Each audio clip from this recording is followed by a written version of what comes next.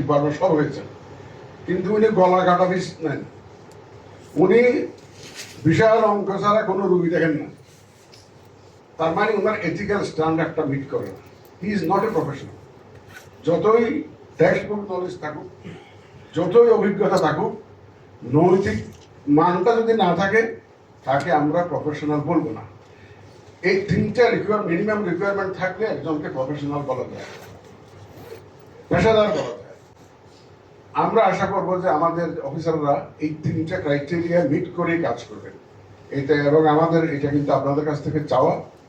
এবং দেখেন, এই যে আমরা এটাকে 1 ঘন্টার প্রোগ্রাম বোঝা হয়, আপনারা ফিল্ড থেকে এসছেন, সরকারের টিএডিএ খরচ হবে, ট্রেনারদের জন্য ভোটা খরচ হবে। আমরা এতগুলো লোক এখানে সময় দিচ্ছি, সবাই যদি ম্যান পাওয়ার যদি হিসাব, ম্যান আওয়ার যদি হিসাব করেন, আপনার প্রতিটা মুহূর্তে যদি 1 মিনিট এটার জন্য হিসাব কস্ট ক্যালকুলেট করে দেখবেন, এটাই প্রতি মিনিটের জন্য কিন্তু হিউজ এক্সপেন্ডিচার আসবে, সব যদি টিএডিএ সব হিসাব করে দিই।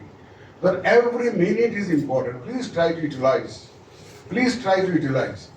আপনাকে এখান থেকে ট্রেনিংটা নিয়ে আরেকজনকে ট্রেন করতে হবে। আপনি নিজে যদি প্রপারলি শিখে না যান, তা আরেকজনকে শিখাবেন কেমনে? সুতরাং আপনার এখানে যে বসে বসে প্রতিটা মুহূর্ত যাতে আপনারা কাজে লাগান, সেটা আমাদের একটা দাবি থাকবো আপনাদের কাছে। একটু জিমুনি আসলে একটু দাঁড়ায়েন, তাহলে ঘুম ভাবটা যাতে চলে যায়। আমি দেখছি যে অনেক ট্রেনিং ক্লাসে পিছনের দিকে যারা বসেন, জিমাইতে দেখেন, ঘুমাইতে দেখেন, এটা যাতে না হয়। এটা না হোক, প্রতিটা জিনিস শিখার চেষ্টা করবেন, কারণ আপনাকে আরেকজনকে শিখাতে হবে। আপনি যদি না শিখে যান বা ভুল শিখে যান, ওই আপনার যাকে শিখাবেন তাকেও আপনি প্রপারলি শিখাতে পারবেন না।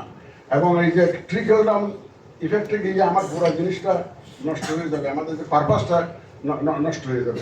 এই জন্য আমি আশা করবো আপনারা সময়টা খুব ইউটিলাইজ করবেন, এবং আমরা যে জাতির কাছে যে ওয়াদা দিয়েছি, সেই ওয়াদা যাতে আমরা সঠিকভাবে পালন করতে পারি, সেই লক্ষ্যে মাথায় রেখে, এটা কিন্তু বেসিক প্রিন্সিপাল আমাদের জন্য, যে আমার কোনো কাজকর্মে যাতে ওই যে মূল লক্ষ্য যাতে কোনো মতে অসুবিধা না হয়, এটা সবসময় মাথায় রাখবেন। আপনারা তো যে ইনফরমেশন কালেক্ট করে আপনার দায়িত্ব শেষ না, শেষ পর্যন্ত কাজ আছে। তো ফাইনাল ডেলিভারি যেটা দিব আমরা, প্রোডাক্ট ফাইনাল লক্ষ্য তো একটা ক্রেডিবল ফেয়ার ইলেকশন, সেই পর্যন্ত আপনাদের কিন্তু যেতে হবে। It's a marathon race, beginning from today up to the delivery of the result, marathon race. ধরুন আপনাদের কিন্তু শুরু হলো, এবং স্টেমিনা রাখতে হবে যে আমরা যাতে ওই আসল ফাইনাল ইয়েতে পৌঁছাতে পারি।